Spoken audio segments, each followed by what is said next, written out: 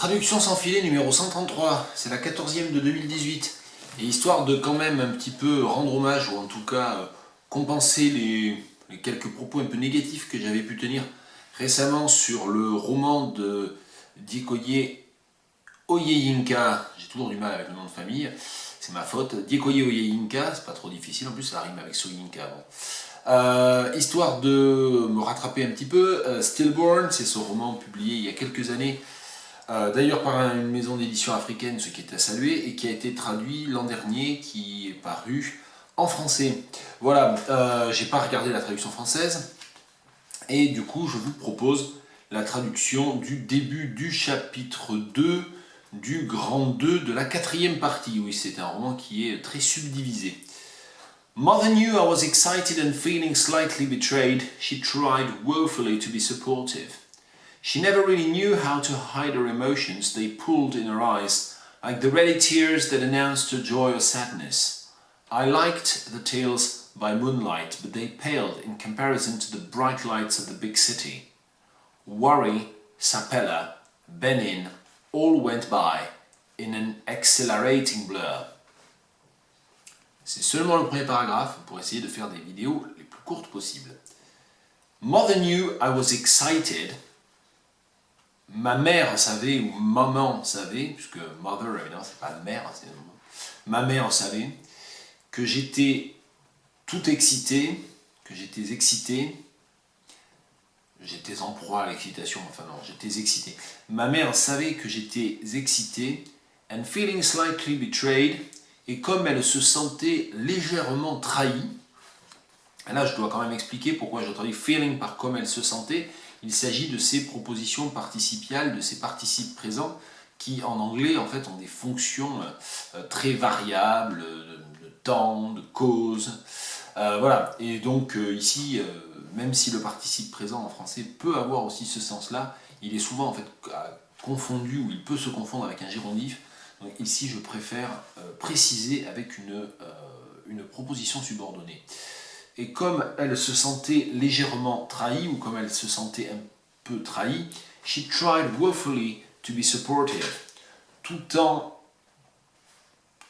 Alors littéralement, littéralement en fait, she tried woefully to be supportive, elle essayait douloureusement de me soutenir, ou d'être à mon soutien, supportive. Bon.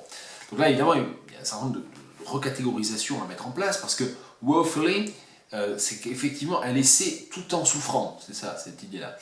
Elle essayait tout en souffrant, ou peut-être en cachant sa douleur, ou cachant mal sa douleur. Elle essayait de me soutenir, ou elle essayait d'être heureuse pour moi, peut-être. Elle essayait d'être heureuse pour moi en cachant mal sa douleur. C'est quand même très réécrit ça quand même. Hein. Donc si on ne réécrit pas, on risque d'avoir quelque chose d'un peu maladroit. Et elle essayait, she tried woefully to be supportive, elle essayait douloureusement de me soutenir. Et si on réécrit pour que ça ne fasse pas trop traduction, ce qui est quand même un peu l'objectif, on risque quand même de réécrire beaucoup. Et donc c'est ce que je proposais. Elle essayait d'être heureuse pour moi, ou de me soutenir en cachant mal sa douleur. She never really knew how to hide her emotions. Elle n'avait jamais vraiment su. Alors ici, pourquoi est-ce que je traduis ce new qui est un prétérit par un plus que parfait? C'est parce qu'il y a une antériorité en fait entre les deux dans le temps, et en anglais on peut très bien utiliser une série de prétérites pour des événements qui peuvent être en antériorité. Elle n'avait jamais vraiment su comment cacher ses émotions. They pulled in her eyes, ça c'est une belle image, c'est aussi pour ça que j'ai choisi ce début de chapitre. Littéralement, elle, donc pull, enfin on ne va pas pouvoir le traduire de manière littérale, mais pull c'est la mare, et donc évidemment ici, elle formait une mare dans ses yeux, elle formait un lac, elle formait une mare dans ses yeux, like the ready tears that announced her joy or sadness, comme les larmes, toujours au bord d'annoncer qu'elle était joyeuse ou triste. Et là encore, il y a de multiples recatégorisations. I liked the tales by moonlight. J'aimais les récits ou les séances de contes, je ne sais pas très bien, les séances de contes ou les récits à la lueur de la lune, but they paled in comparison to the bright lights of the big city. Mais il faisait pas le figure, il ou elle, non, compte c'est récit, c'est bon, les deux sont masculins. Mais il faisait pas le figure en comparaison à côté, il faisait pas le figure à côté des lumières étincelantes de la grande ville. Worry, Sapella, Benin, all went by in an accelerating blur. Et je dois avouer qu'en lisant juste une ou deux fois le texte avant de me dire ok, on va y aller, on va traduire celui-là, je me suis pas mal interrogé, enfin je me suis dit, j'ai anticipé en me disant que ça serait compliqué. Donc Wari, Sapella et Benin, c'est des villes pas si grandes que ça d'ailleurs, sur la côte, proche de la côte sud du Nigeria, hein, à la limite du pays Igbo. Donc Wari, Sapella et alors il me semble qu'en français on dit Benin City, je crois, parce que pour distinguer justement du pays, c'est pas au Bénin, c'est la ville de Bénin qui se trouve au Nigeria, qui était la capitale du royaume ancien de Bénin.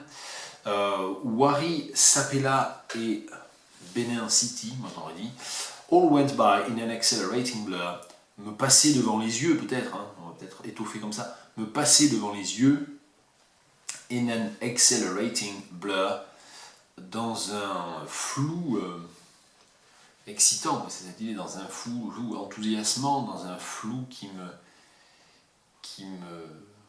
me réjouissait, il faudrait quelque chose de plus fort quand même, avec accelerating, enivrant peut-être, dans un flou enivrant. Bon, c'est un petit peu curieux quand même. Voilà pour cette nouvelle traduction sans filet, un petit extrait de Stillborn, que voici, voilà.